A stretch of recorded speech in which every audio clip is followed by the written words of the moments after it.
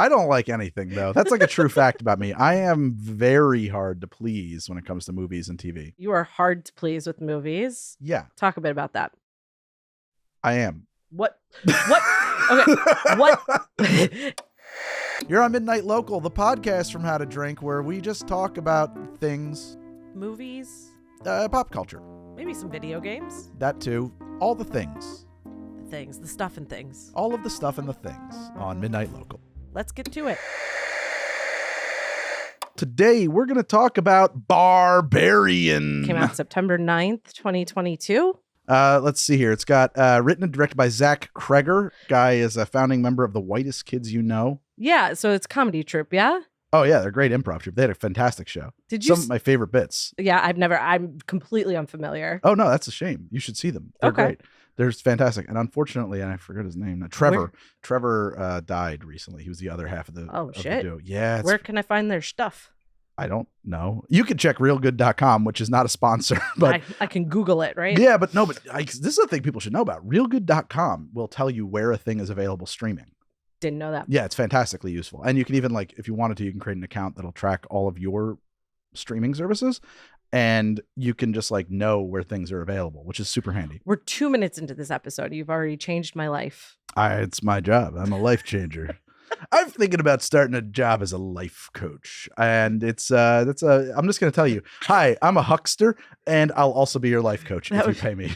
Greg as a life coach would be a unique experience, but yeah. I kind of that's a show. Greg the life coach is its own show. This is so off topic. All fucking ready. Have you ever seen Gary and Me?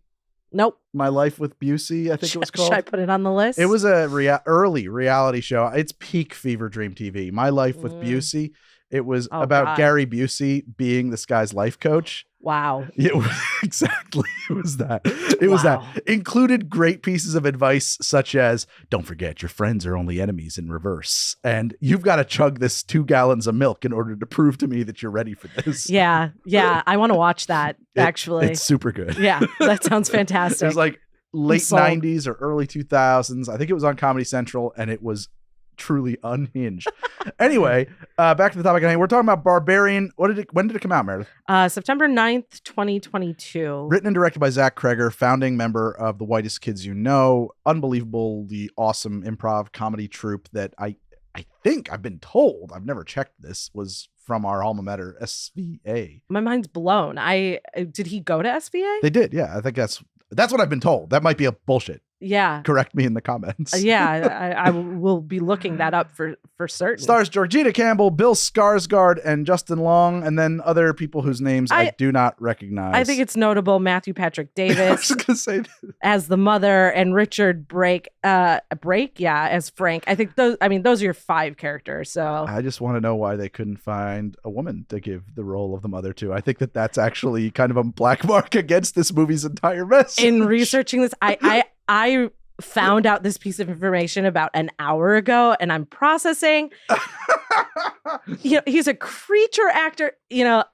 There's so many other things to talk about with this movie. I don't even know if we'll get there, but we'll see if we circle back around. All right. Well, Meredith, how you been? I've been good. It was a very appropriate drive here through a very misty fog. You're trying to get pregnant. You want to talk about that? Well, so I'm drinking. So you'll see me drinking sometimes, not drinking sometimes. I'm right now in a sweet spot where I'm able to drink. Cool. Yeah, my wife and I are on quite a journey, and it's been wonderful so far. We're a couple tries in and feeling really good about it. Yeah. It's I can't, off topic. Here we go. Off topic should be the name of the show. By the way, cheers. Right. What are you drinking? Old fashioned? Old fashioned. Yeah, hell yeah. Fuck yeah. No, I always think it's funny, and I always make this joke to you that it's a shame you're not straight, because then all you'd have to do is fuck up, and then you could have kids easy. So we've been hearing that a lot. We've been getting a lot of wow. Oh, I didn't invent that joke. Fuck. No. Well, here's what we've been getting. My wife and I have been talking about it. Man, we work so hard not to get pregnant. You guys are working so hard to get pregnant. It's what? Yeah, man. Inversion of priorities. Yeah. I love my kids, but they were not on purpose events. Yes. Well, great. Just good times. Yeah. They were rum induced. I keep saying it costs us about $3,000 a pop, so I'm very jealous. I don't think that there's, I'm not going to speak for all guys, but I think it's a very common thing that like straight men will probably only ever get around. Like we will plan to have kids like, yeah, someday. But like only ever going to happen when it happens, you know? Maybe. I don't know. Like I know some couples that there is really a planning process and they work at it, but. Sure. I'm just saying that's a common theme amongst straight men, not a universal. You don't have this time clock that's like, all right, I am 37 years old, so it's now or never. When we found out we were having kids, I felt like I'd received a death sentence. I was so panicked. But I'm so into being a dad now. Yeah, you're a hell of a dad. The inversion in my thinking is unreal. Yeah. And this is actually not off topic because this movie is about parents. It is. Did you know you wanted to be a dad someday? No. No, that kicked in once you found out you were pregnant. No. Once you had the kid? Yes. There it is. Yeah, pretty quickly too. I came around. No, I was in a doom spiral throughout most of our first pregnancy. Yeah. Yeah. Bad times. You know what happened? I used to be an editor, Meredith, as you are well aware, but the audience may not be. I used to be an editor. I used to edit social media sports documentaries, which is weird because I don't watch sports, and like advertising, like commercials and stuff like that. And we brought in another freelancer who I'd never worked with before. And it was right when I found out when I was having a kid, and he was like a very disgruntled divorced man. And he was like, why don't we get drinks sometime? And I was like, sure, because that's like what you do in the biz. You get drinks with people so that you can build relationships. Right. So they think of you again in the future. Exactly. I mean, that's the thing. Like, by the way, if anybody's considering a work in media, it is who you know, but you don't need to know anybody really to get started, but you should be building a network of people you know as you go. You can also know people who don't like you. So it's that's who true. You make a good impression with. Oh, that's true. That's a good tip. That's a great tip. And being easy to work with, big thing. Anyway, we went out for drinks, and the entire time he was like, let me tell you something, Greg. Children will ruin your fucking life. They just destroyed my life. I love my kids, sort of, but like also I'm a miserable piece of shit and I hate my kids and my life is destroyed as a result. And maybe that soured me so much that like it turned my brain around. I was like, no, don't want to be him. Yeah, because I was going to say, when you said soured me, I thought you were going to say like freaked you out. But you mentioned this moment a lot and you strongly disagree. Like you hated that piece of it, and not advice, but like it really turned you into a guy who was like, I'm not going to be that dad. Yeah, exactly. I made a very conscious decision to not be that dad. This movie opens, it's raining, we're in Detroit, and Tess, our intrepid heroine, is arriving outside of the Airbnb / home away. We find out it's both of those things. Yeah, I want to know. It's raining before the first shot even opens, so they really want you to know. Is it raining in the sound design? It's raining over the opening title card. Oh wow! So they want you to know it's fucking raining. It's fucking raining. Because that is raining. Her entire reasoning for everything she does for the next 20 minutes. It's so difficult for me to believe that rain could be this much of a plot motivator. They tried this once before in a movie called Hard Rain with Christian Slater in it. Did not perform well. I mean, these people are from LA, so maybe we're just lacking that's a good point. I never considered that like for people who are writing movies from LA, rain is an apocalyptic. It's like, holy shit! That's fantastic. Yeah. So she shows up and Bill Skarsgård is in the Airbnb that she's going to use, and she stays. It's worse than that. She goes back out to her car, is trying to figure out what to do next. A light comes on in the house, and her decision is to reapproach the house and see what's going on. Yeah, for real. I never even thought about that either. Like you would, all right, I'm getting the fuck out of here. Well, or like maybe the owners are home. Do you want to confront them? Do you think that I'd call they're them on the phone. She tries, but she doesn't have an owner's number. Right. She's got a management company's number, and they don't answer. So I've only stayed in an Airbnb once, and it was arranged by someone else. Yeah. Okay. I'm not into. I purposely, to the extent that I'm able to, I avoid the disruptor economy. Like I don't think hotels are like real. Like, as a YouTuber, you famously avoid the disruptor economy. I never thought about that. I'm a TV disruptor. Yeah, but TV was disrupted way before I. Sure. Yeah. Sure. Hold on now. Wait a minute. You can't blame cord cutting on me. Fuck you. I just thought it was worth a mention. Maybe. Fair enough. No, but like the Yeah, no, I just do because like anytime like Airbnb is a disruptor to the hotel economy, hotels like pay like they're not great jobs, but they do create jobs. Like Airbnb only destroys jobs. Like That is Uber true. only the existence of Uber, for example, is to bypass taxi drivers unions. Like that's what it's for. And like Airbnb is to bypass hotel and hospitality unions. It's an anti-union move. I don't support them. Sure. At its best, you're giving people, there's also downsides to this, but you're giving people an opportunity to capitalize on their properties.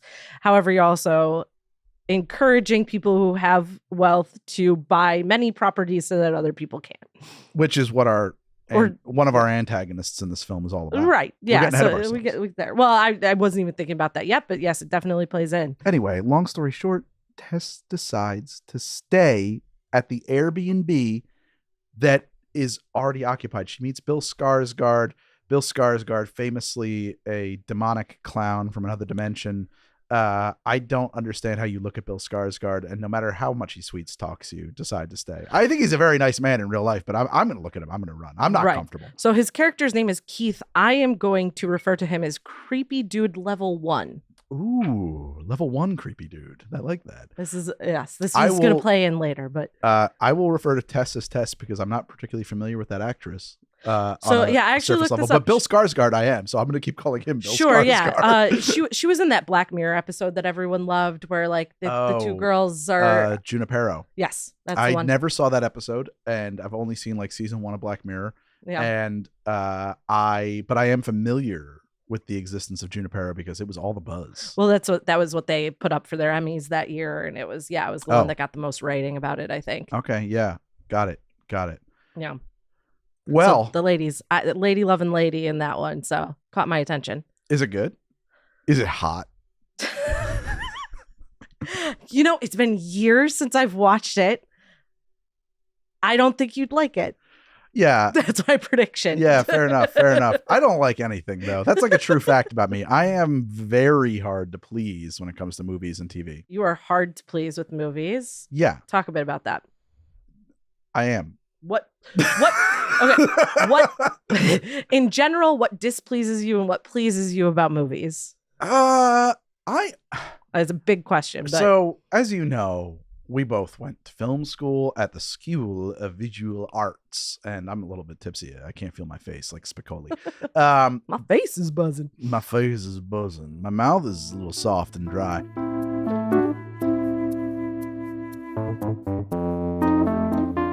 And like when you first go to film school, one of the things that really like I think a lot of people struggle with initially, well, one, they tell you that dialogue is bad, which at first is like, that's crazy talk. But secondly, you find out that like when you say, hey, I didn't like this, it didn't work for me, you'll get a very angry response from your instructors. Like, well, yeah, that's useless fucking information. I need to know why it didn't work for you. And so I really burned that into my soul. And so I deeply like, and it's not like people accuse me of saying, oh, Greg, you just look for things to hate. No, what happens is I instinctually like, I didn't like this. And then I'm not allowed to just not like it. I have to analyze the living shit out of it until I have a really good answer as to why I don't like it.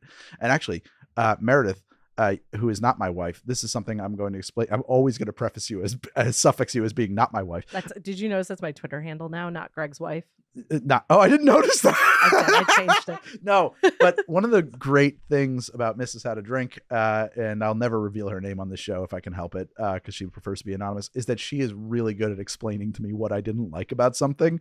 This may be one of that, and also our love of living with the land at Walt Disney World. Yeah, it's probably the two things we bond most I might over. need to have dinner with her at some point, and just to specifically get some insights. Without but me? We'll see. Yeah, because we've all had dinner. Oh no!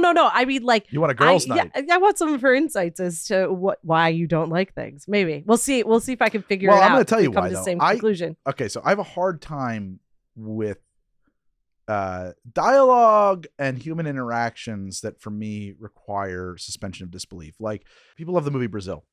But the entire plot, Terry Gilliam. Yeah, Terry Gilliam. It is stylistic. It is beautiful. I like Terry's sensibilities a lot. It's a really fun movie, and it's got some cool fucking shit in that movie. However, the plot of that movie hinges on a character being very British and thus tongue-tied and unable to communicate anything for about 45 minutes of the movie. He spends 45 minutes of it going, just what, excuse me, what, well, if you just, and I can't get fucking behind that. Like, that is a leap of suspension of disbelief that I just like, I can't do this. I can't do this.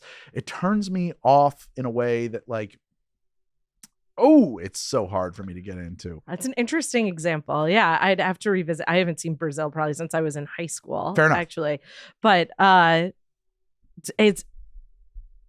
real people talk like that. So disbelief they don't stutter over their words and have trouble for 45 minutes be unable to communicate. I'm not joking. Without someone trying to help them. Yeah, exactly. 45 minutes he's stuck in this truck being driven by an angry lady. And and also like I need there to be real stakes. I need verisimilitude. I need a large lack of exposition.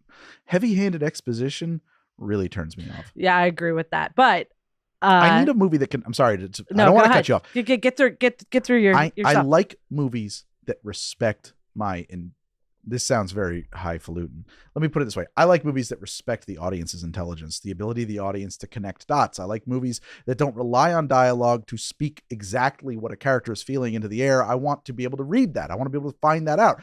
I want TV shows that reward me for paying attention. You know, things like Game of Thrones, it does not reward you, for example. And I'm not talking about, I haven't seen Dance with Dragons or House of Dragon. Yeah, about the Dance of Dragons, which is from the books, but it's House of Dragon.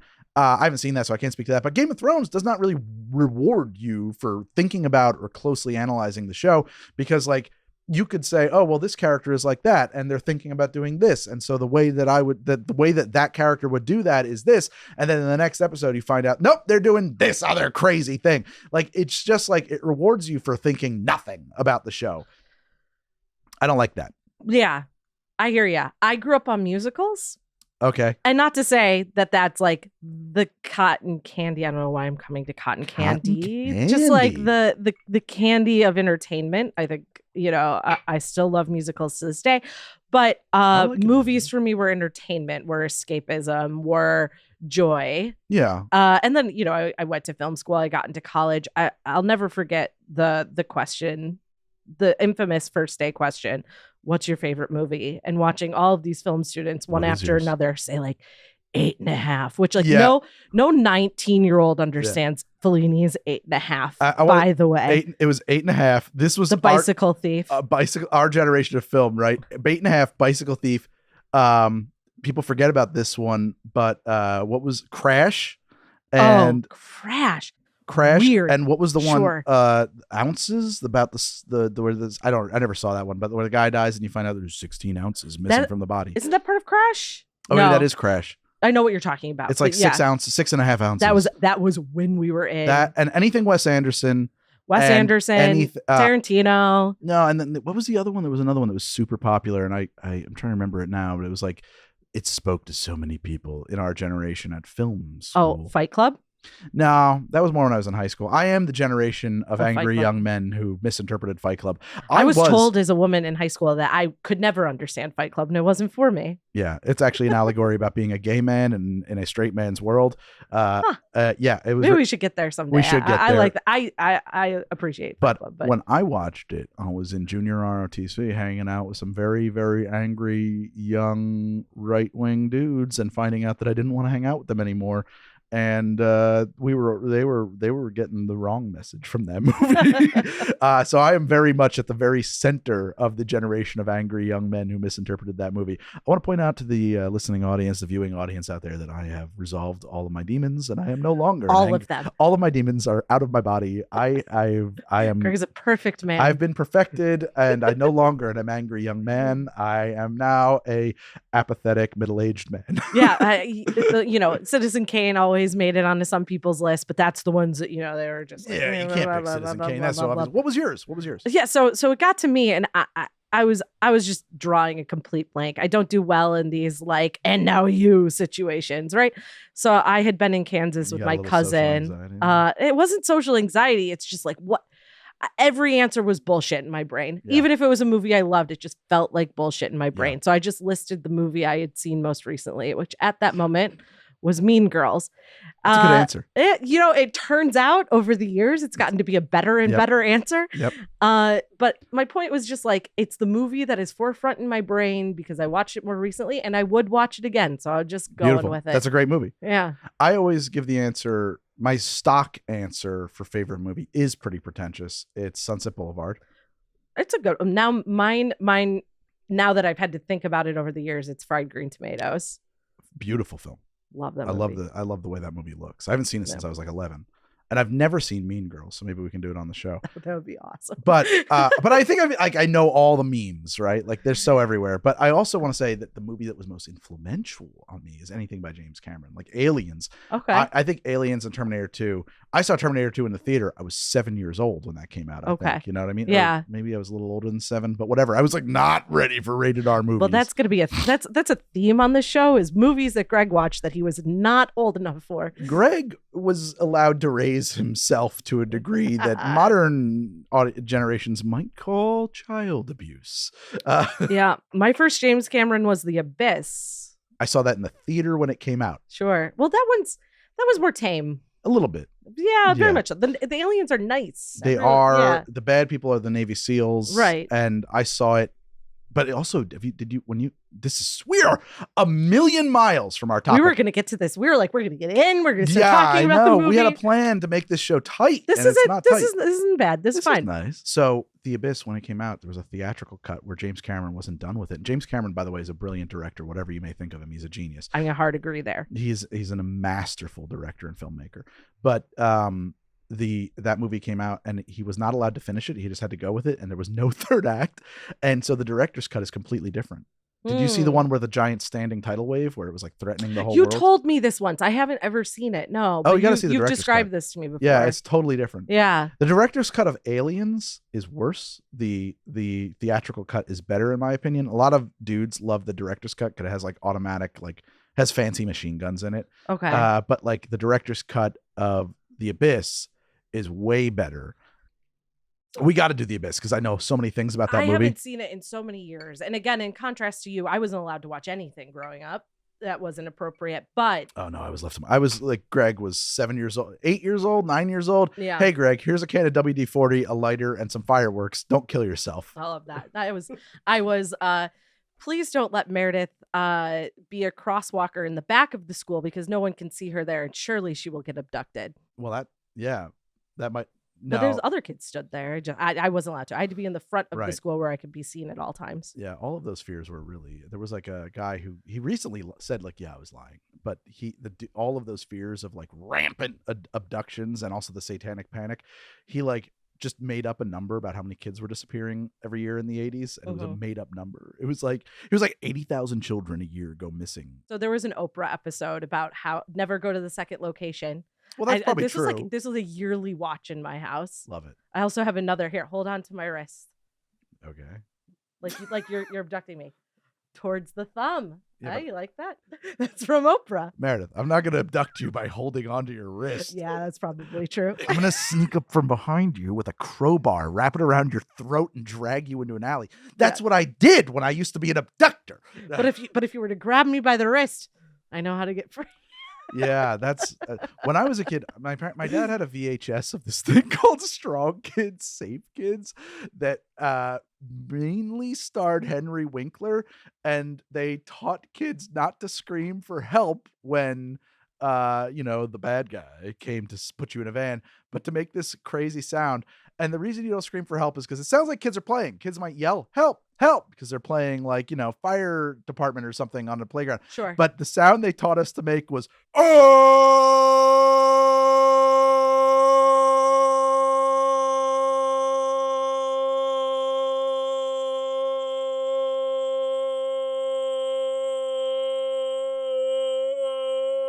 Foghorn. Yeah, just do that again and again and again, because apparently that would bring help. that was what Henry Winkler taught me, the Fonz. And he was the Fonz in it. That's another interesting point. The Fonz, very relevant to me because I saw some reruns of Happy Days as a child. Oh, I kind of love this conversation. Once in a while, my dad would be like, you got to watch Strong Kids, Safe Kids again. Here we go.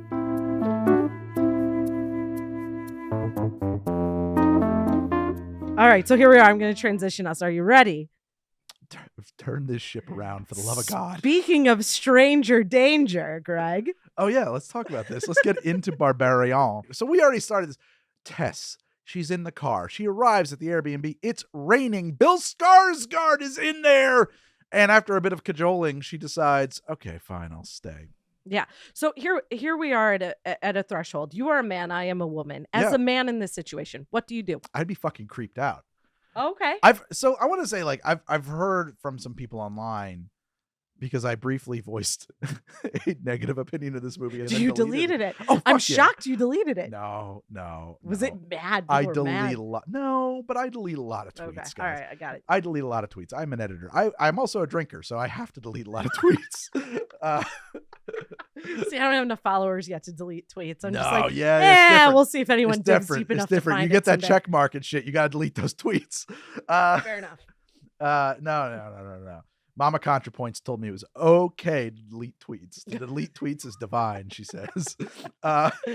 No, but like, yeah, I was informed that like, Greg, you're not familiar with the female experience of being in a place you can't leave and like, and being uncomfortable. And like, first off, I've been many places that I wanted to leave and couldn't. And I understand that there's a different context there. But secondly, she could fucking leave. There were people saying that she's in a place she cannot leave. She walked in on her own and could have walked right out. You have gas in your fucking car. All right, thank you for saying that because I don't want to be a misogynist. No, I'm not. No, the reason I asked this question is I'm more into his nice guy shit. He has this line where he says, "What do I look like, a monster?" Yes. And he's Bill Skarsgård. It misses the point so hard. Did Ted Bundy look like a monster? Like historic, like famously not. Meredith, he is he's a privileged guy, which is true, and he just doesn't understand that what he's saying doesn't help his point. So, and I think that's part. I'm playing devil's advocate here. At its best, like that's what it's trying to get across, right? He's trying to be nice. You're safer in here. It's a dangerous place out there. All of this, but that's why, like, my question is, like, you as a dude, do you do what he did, or do you say, hey, why don't we both go somewhere and try and figure this out for a little while? Like, what are the other options? Ooh, that's a great one. Let's go to a coffee house. That would not occur to me. Sitting in a diner all night is all I could think. If I'm her, brilliant. I'm sitting in a diner all night. However, I don't want to defend her here. She does have a job interview in the morning that she's taking very seriously. I mean, I've like counterpoint. It's a job interview working as a research assistant for a documentary director. I think personally showing up and saying, sorry, I haven't slept, but this crazy story happened to me, gets you the job every time. I have a guy we can interview. Absolutely. But, so let's say she never meets that guy because she never goes in, sits in a diner all night. I already know before I even enter in that house, I'm up all night either way. I'm either sitting on the edge of a bed in an unsafe situation, or I'm sitting in a diner where I can have coffee. So first off, I got to say, and I don't want to say, hey, me too. But the idea that women can't make men uncomfortable, it's not nearly like, I'm sure it's often for women. I have experienced a few times where women have made me uncomfortable.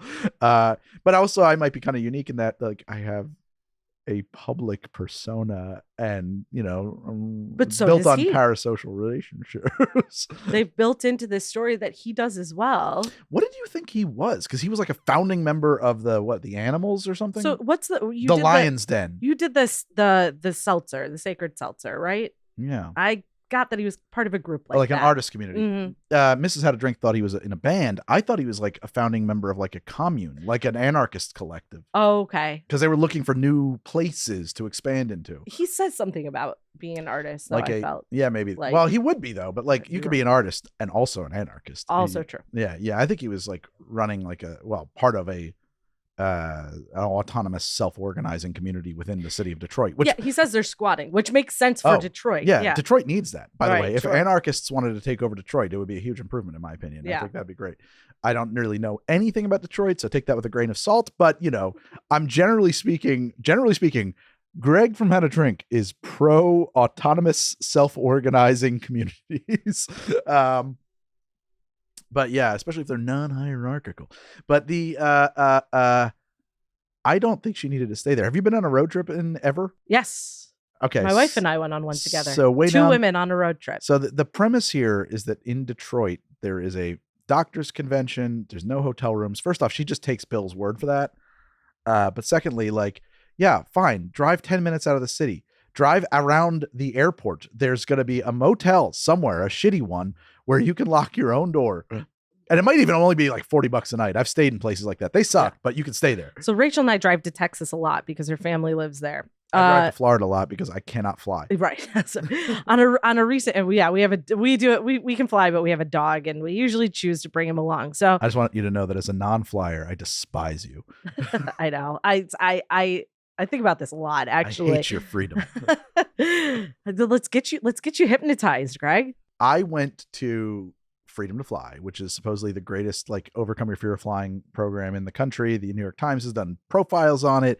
There was a big waiting list. I had to pay a lot of money to get into it. And 2 sessions in, the therapist said to me, "Oh my God, no. You don't have an irrational fear of flying. You have post-traumatic stress disorder. Yeah. I can't help you. Who told you we could help you? We can't help you." They only handle one type of fear.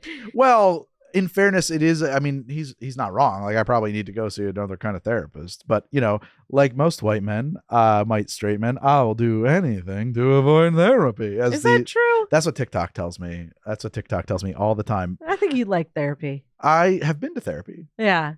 They don't talk back. They just ask about you. I have a thought about therapy. I talk back. I know a little bit about therapy. That's true. That's fine. What I know about therapy from being in therapy and from talking to people who are therapists is that everything a modern therapist, they're all behavioral, right? Everything a modern therapist, unless you're going to a witch doctor, like some who's the guy who invented psychology? Are you talking about Freud? Freud. Okay. Unless you're going to a Freudian analyst, right? Who's just going to be here's what your dreams mean. Unless you're in quote analysis, you're seeing probably a behavioral therapist. They're gonna say, "What do you want to change about yourself?" And you're gonna say this, and you say, "Okay, we're gonna work on that." And then everything that therapist tells you from that moment forward is designed to change that behavior and is just for your ears and not transferable to any other person on TikTok.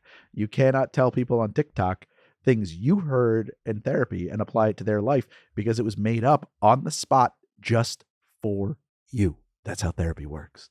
So that's just an important PSA for the TikTok people. So she's there. She doesn't leave. She stays because it's raining, because there might not be a hotel available. Bill Skarsgård gives her so many reasons to leave. Right. So many reasons to leave. He pours that wine. Hey. Well, first it's the tea, which she rejects. Right. So part of my problem here is what we've built is this is a smart woman. We're telling you. Yes. We're going to tell you. This Tess is a is not smart dumb. woman. Yeah. She's not dumb. But nothing in her actions match that. They're just telling you. Here we go. This is a smart woman. This is a key. Thank you. This is a thing I can't deal with in movies and TV. When the narrative says, "Hey, smart character. Hey, this character is this," but then their actions defy all of that. Yo, man, what up? And I'm going to relate this back to Game of Thrones because this is always at the top of my mind. Game of Thrones. I think it's episode 2 or 3. We've got Littlefinger. We've got Cersei Lannister on the streets. Littlefinger is the plotter. He's the plotter in the books. And I understand books is an adaptation, TV is an adaptation, but this is not a guy who's dumb enough to telegraph his moves. What does he say to Cersei Lannister on the street? He says, "Knowledge is power." And then Cersei Lannister says, "Kill him," and has her guards hold swords to her throat and says, "No, Littlefinger, power is power." And then she lets him go. Cersei Lannister, if you read the books, is the most impulsive, fucking dangerous, not particularly intelligent, deadly motherfucker on the planet. If she thought, and he was implying, for example, that I know your children are bastards and are not the true heir to the throne, she would have killed him on the spot. Would have killed him on the spot. And also further, Littlefinger would have never said that in a million years because he's a good plotter. He's a good schemer. So just let him be a good schemer. Let him be a good schemer. Don't say it out loud. Let the audience wonder who's doing all this. But how do they tell you that, Greg? They don't need to tell you shit. Yeah. You know, like that just drives me fucking nuts. Anyway, let smart characters be smart. And I want to leave space here for, you know, I was a 20-something in New York City. I have definitely had people in my apartment, had roommates let people in my apartment that should not be there. People exist who would make this decision. They have told me that she's not one of them. Yeah, that's interesting. So I'm not saying... Wait a second. Do people really, though? I'm sorry, Meredith. Letting people into your apartment, that's your turf, you know, and you know they're going to leave. Like, I truly don't believe that people exist who can breathe at a regular interval that would show up at a house, be it Airbnb that was occupied and say, I'm going to stay here anyway. So I do. Like, I certainly do. I have friends who are adventurers, who do all sorts of road trips, who have met their best friends in situations like this, right? It's this epic story. And like, you know, she's not into it. She's uncomfortable. Right. She's not this character. That's what I'm saying. I will give to the story that characters like this exist. I don't believe she's one of them. I think the character who exists like that is used to backpacking across Europe, staying in That's hostels. correct. And then when Bill is like, why don't we both stay here? She's going to say, I have some ecstasy we could share. That's exactly right. Yeah. Yes, you were right. So I can leave space for this being possible. You haven't written me a story where this is possible. Yeah, I agree. That's my objection too, right? Like, so she stays the night. She goes to the interview. One more thing here. She calls no one. She texts no one. Yeah, she doesn't post on social media. She's got her boyfriend I'm standing calling with her. This creep. Which ex-boyfriend. Well, no, back and forth, on and off boyfriend.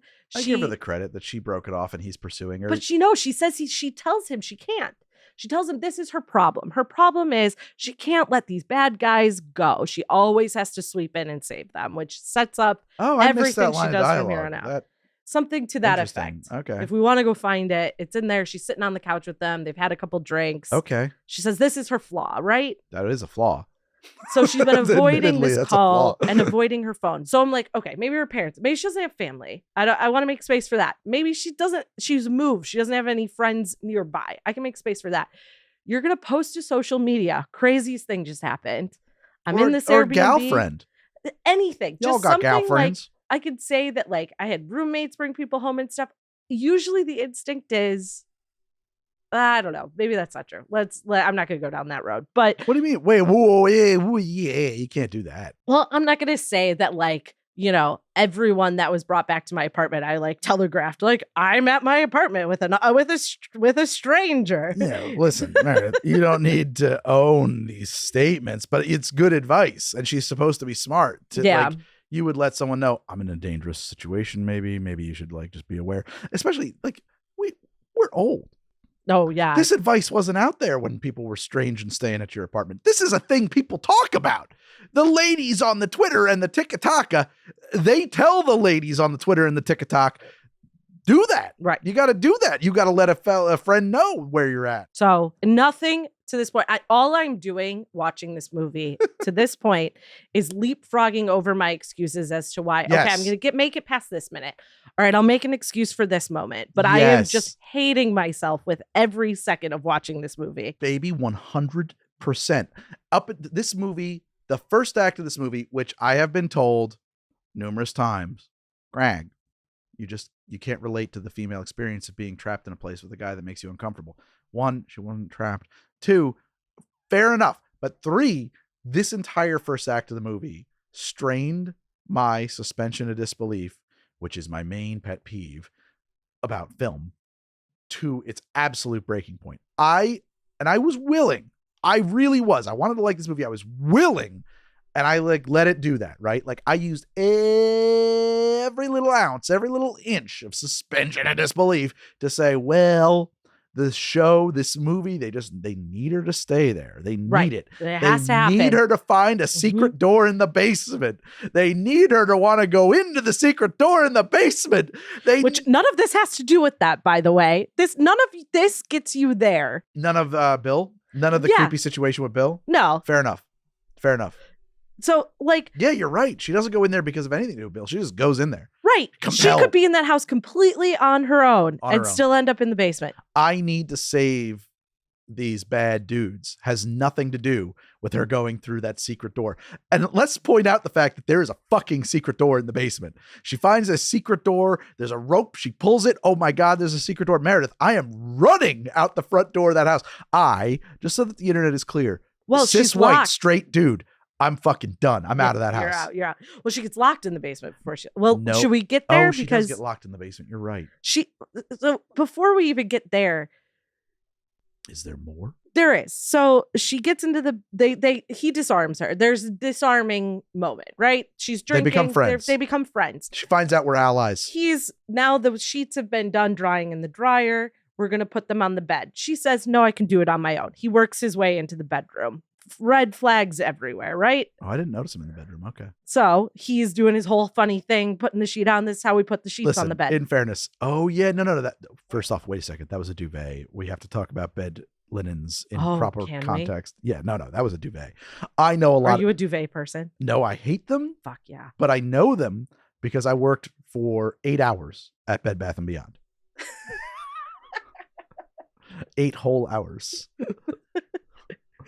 That is actually a job of yours that I was unaware of. Me too. I always forget about some of my... I've had a lot of jobs, some of them for such a short period of time that I don't remember them until it becomes relevant. But yeah, for 8 hours, I worked at Bed Bath & Beyond. So the moment that Zach creates here, actually, I think is like really cool, right? Because he's lingering. Yes. And she knows he's lingering. Yes. But they've it's this moment of like, I don't want to create a confrontation because now I like you and we're having fun and things are good. But like, oh, it's this uncomfortable moment that like in any other context, I'm like, you did a great job with this moment. I like this moment. I got to say, I got to put this in there. There's a big pin here, right? We're not idiots, right? Are you an idiot, Meredith? No. Do you speak film language? Yes. Have you seen a movie? Yes. Is Bill Skarsgård's character the biggest, most obvious red herring since the character Red Herring on a pup named Scooby-Doo? Yes, absolutely he is. So you have as an audience member, the twist would be if this dude turned out to be the bad guy. Right.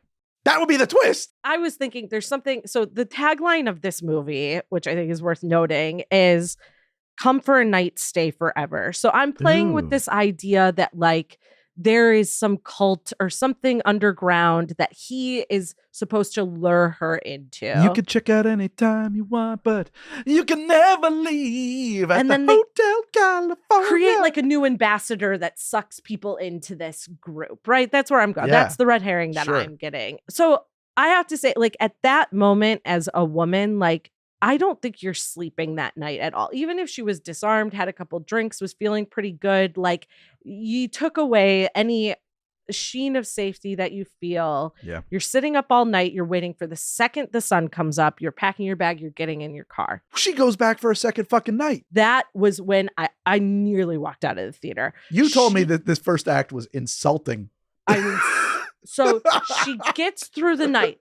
Oh, everyone sighs a sigh of relief. So now we're supposed to believe she falls asleep hard enough that she misses her alarm. So she has to rush out without packing her bags. Is this what's happening? Even think about this, but go on. So she rushes out without packing her bags that you never would have unpacked in the first place in this situation. And so she goes to her interview. Her interviewer, another woman, tells her, girl, no, don't go there. Out of there. I am offering you help. I am a person that you can, if you had no one to call last night, if you have no social media that works, I am now a person that can help you. And she says, nah, I'm good. This guy's cute. I'm going back. Did she say he was cute? No, but she's looking at his social media. Okay. He leaves her a note that's like, see you tonight. And she's driving back to that house. And I was like, everything that happens to you, I'm going to get shit on for this, is now your fault. Can I play devil's advocate right here? Please. Are you just being a misogynist against the straight gals out there? Is Bill cute? I'm not qualified to answer that question. Sure. Oh, Are the you? Skarsgård boys are very attractive. Oh, they are. All three of them, I think. To a lesbian. Yeah. Yes. What about Daddy Skarsgård? I've done both sides. So fair enough. I have some credibility on the matter. You do. You have all the credibility. I have none. What about Daddy Skarsgård? Which one's Daddy Skarsgård? Stellan. Oh, I'm not as familiar. You're not familiar with the generational? No, but I think like dude. Alex is is an ideal male for me. I think he's beautiful. Oh wow, that's like a very male man. Well, I'm Swedish, so there's something in my blood that likes that, like, you know. That one to the microphone pointing at your mouth. Fair enough. That's this better. is actually much more comfortable. For sure. Thank you, Greg. You're welcome. I mansplained microphones to you. No, I mean, bad movie, King Arthur, but Stellan, the best thing about that movie, and which makes it actually really fun to watch, is Stellan Skarsgård plays one of the most brutal fucking Viking or Saxon warlords I've ever seen in my life. He's a great actor, and his kids are okie dokie actors. They're fine. No, they're good. They're good. I mean, like, I'm being a jerk. What's the one in this one? What's his name? Bill. So Billy Boy Skarsgård. Bill's the more creepy looking of the bunch, I think, which is why he's played Pennywise. He was in It. Oh yeah. And like he's got the horror guy look. He was also in what was that show on Netflix? He was on like some horror show on Netflix. Did you ever see that? Oh, I don't know. Yeah, I'm not aware. Oh, dude, man. Oh my God. That show was bananas. Oh no. Some real wackadoo, like off the rails shit. Yeah. But like he knows what she's working on. They connect immediately. Yeah. There's stuff they're talking about. He seems like a normal dude. He can explain what he's doing there. It's all like. Wait a minute, though. I just want to back that up too. He can explain what he's doing there. He lives in Detroit. Right. So he can go home. Why the fuck does he need to stay at this Airbnb to scout out the neighborhood? He could just go home. He could have just done a drive-through. He could have just said, "This is a fuck situation. I'm so sorry you're dealing with this," and gone the fuck home. Yeah, he could have. You never even thought about that. No. I saw that look. I just thought about it now. I just thought about it. Fuck this. Anyway. And that's alcohol leading to revelations you never knew you could have. Jesus. So I've thought a lot about. So first of all, we're getting through the first act here. You know, she goes back to the house. Time doing it too. Yeah, no, I think that's kind of it. Well, you know, that's kind of it. We cut away to Justin Long. We're in Act 2, but like this is so to wrap up our thoughts on Act 1. Well, wait, we haven't wrapped up Act 1. Okay, keep going then. Yeah, we got to get to the fact that they go down into the pit. Right. She keeps pushing further. Well, the guy chases her into the house. All right, wait. There's one thing I want to point out here. I know you missed this. Everybody missed this. I'm the only person who saw this. She finds the terrifying trauma room in the pit with the camera. Did you take a look at that tripod? I did not. Meredith, that is a tripod straight off the grip truck. The camera was too modern. Yeah, it's expensive. That was a camera from 1983, but the tripod was a carbon fiber 150 millimeter ball mount fucking Manfrotto fluid head fucking with a real spreader and the serious all-terrain spikes. That tripod, they needed a tripod. It came off the truck. That was the camera tripod, the backup for the shoot. That's a serious tripod. That is not the tripod that came with your VHS home video recorder in 1983. I know because I was talking before about going to the backyard with fireworks and WD-40 and flamethrowers to make little, but what I was doing was making little movies with my action figures, and I had the real 1983 tripod. It wasn't that tripod. All right. Yeah. Fair enough. That is, I did not notice that. You were absolutely right. I noticed it 3 times in a row, and finally I was like, Mrs. had a drink. We got to go back. Wait a minute. I just saw something. I got to confirm. Oh, yeah. Okay. Wait a second now. What the fuck? Details being lost at this point. Yeah, I agree. Meaningless. I understand that this is not germane to the plot, but it's just something I wanted to point out. It was a little bee in my bonnet, a little something to grind in my gears, something stuck in my craw. With a movie that's got a lot of things to say, she gets chased into the house by the man running down the street. Also would have been a great device to get her into the house on night 1. Well, I mean, I want to know why she doesn't trust that person. Yeah, well, I mean, you looked around the neighborhood, you've set it up. Everyone's heart rate goes up a little bit in that moment. Is this where the danger comes in? Are we finally getting to the danger? Are we going to figure out what's going on here? Yeah. Go ahead and do that on night 1. That is, though, the other plot that they're putting into this, right? Is that no one's going to believe her because she's in this part of town. Right. and she's a presumed crack addict. Yeah, but I'm going to come to that later. Yeah, we'll get there. I don't want to defend the cops, but this movie kind of forces me to. I'm very interested. Yes, I'm very interested to have that conversation Probable with you. cause is a thing, and they didn't have it. Yeah.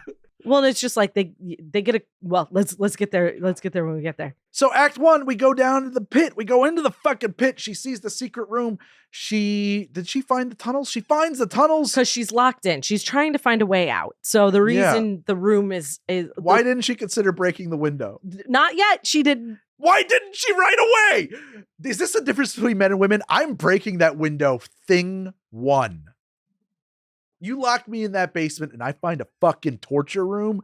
I'm breaking the window. Well, so she now. Would you? We've established that No, wait a minute. I want to know about you. This is my answer to that question. Right. Yeah, she's established that she trusts this man who's coming back, and she knows he's coming back, so she's waiting for him to come back. She's in no immediate danger. She's going to wait for him to come home, so he'll let her out of the basement. And yet, I'm telling you flat out, she is in immediate danger because she found a secret fucking passage in the basement with a torture room. However, and you don't know if that's the only secret passage. Other people could be coming into this house. So we talked about this a lot, but and granted, I own my home. So if I found a passage in the basement,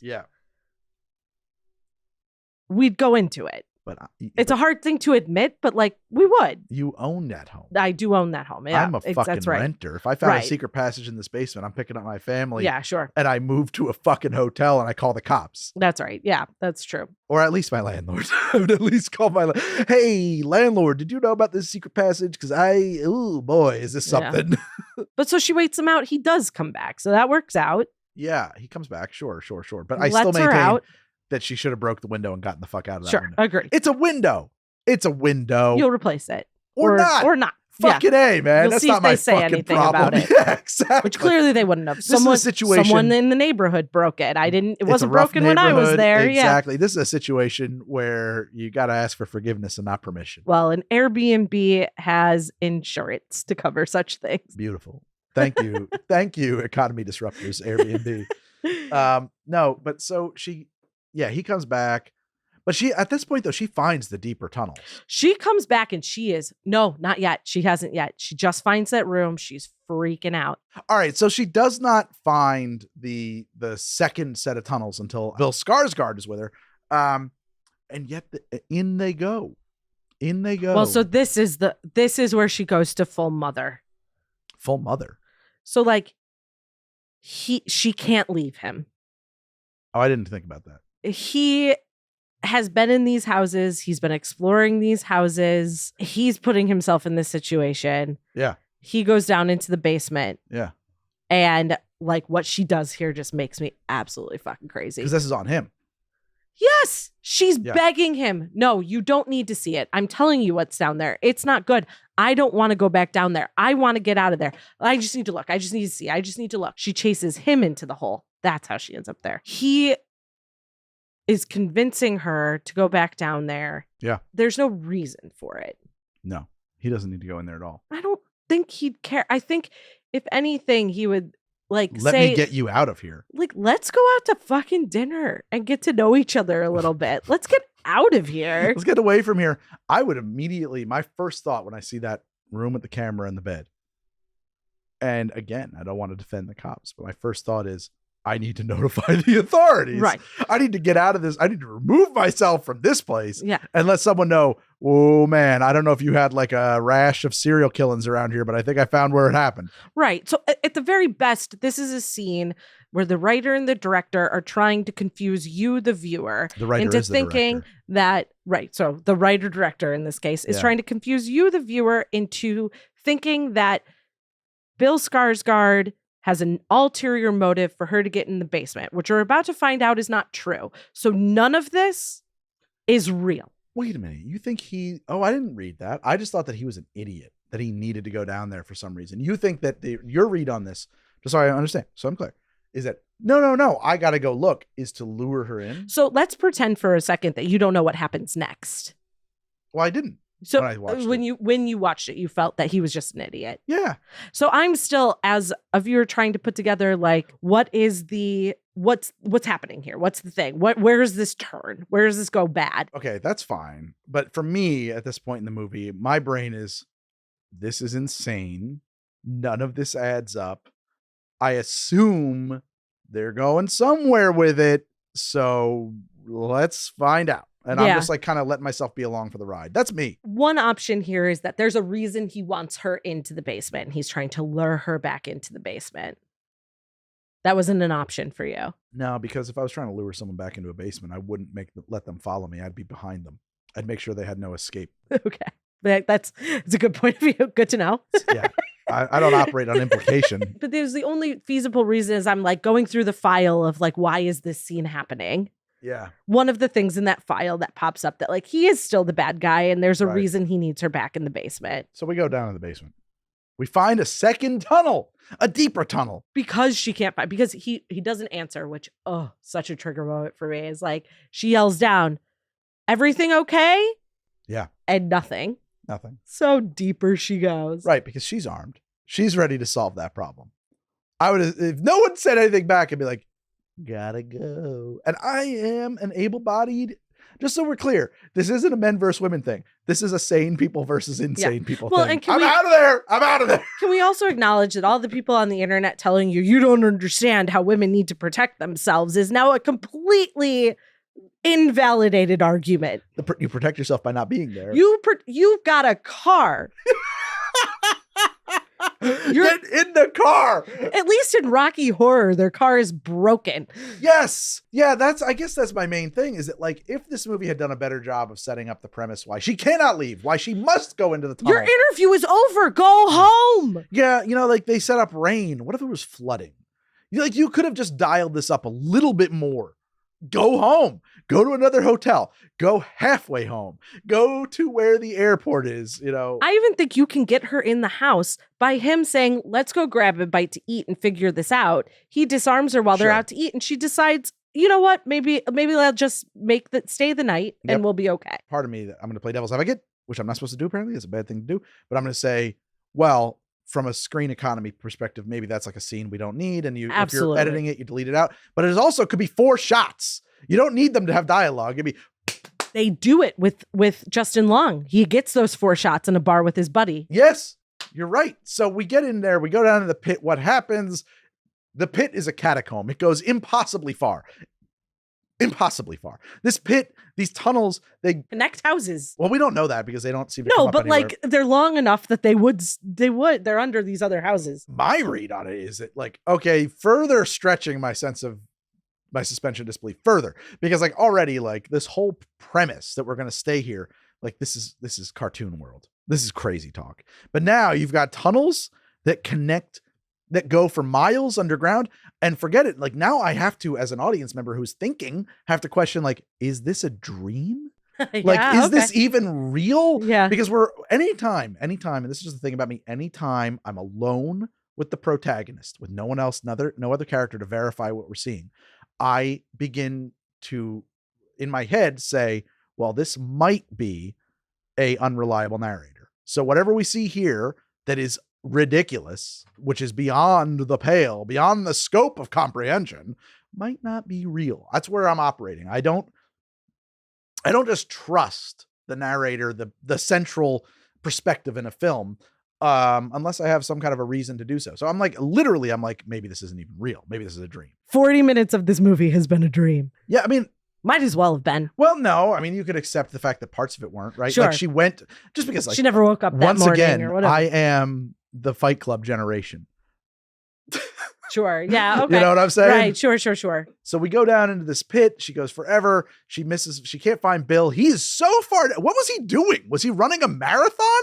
He just must have started sprinting into this darkness. Also, this tunnel has just become what am I looking for? They just horror tropes like, yes. Dark. Cages with blood. So at the very best, they're torturing animals. Meredith. We're still not turning around. Can I ask you a question? Man to woman. Sure. Is the tunnel a womb? Oh. Well, the mother's a man, so I guess anything's possible. Have you ever been in a tunnel? I've been in a cave. You ever been in one that you weren't supposed to be in? No. One time when I was in high school, two of my buddies and I, we went up to the Delaware Water Gap to go camping. And we were just checking around the stuff around up there. And we went to a place and there was the entrance to an old copper mine. And it had a gate on it. Okay. It's supposed to be like you can't get in. But the lock was busted. And we had some towels with us. And we tore up the towels and tied them around sticks. And we had some lighter fluid because one of my buddies was into having a Zippo. And we soaked those towels. We had towels because we were going to go swimming. We soaked those towels in lighter fluid and we made like torches. Mm-hmm. Like D&D adventurer torches. Yes, you had seen Indiana Jones and you knew what to do. Yeah, and we lit them on fire and we went into the fucking copper mine. I got about maybe 150 feet into this copper mine.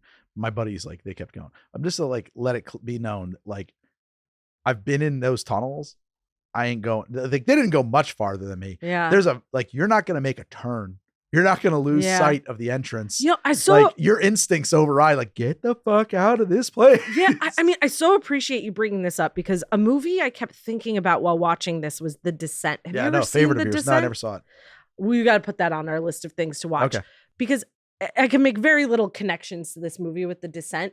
But what that movie does successfully is everything this movie fails at. And like, look, thematically, they're totally different. Sure, but like The Descent gets me to a level of fear and then pulls something on me that this movie, everyone's celebrating happening in this movie and they fail at it. And I think that The Descent really succeeds at that. Ooh, the better version. But it's not this movie. But I kept thinking about it and trying to think about why I kept thinking about it. She can't find Mr. Bill Skarsgård. She keeps going deeper, deeper, deeper, deeper. She finds Bill. She says, we got to go back. Bill tells her, no, we've got to go this way. The thing is that way. Long story short, Bill gets his fucking brains bashed in by a 12-foot tall demonic lady. Finally. Demonic lady. Big demonic lady, lanky demonic lady. I kind of feel like that's a trope I've seen enough of. But yeah, it bashes his head in. So also what happens in that moment is anything that you've been thinking this movie might become in that moment is dead. It's gone. Yeah. Right. We cut to black. Right. We're going to start a brand new movie. Billy Skarsgård is dead.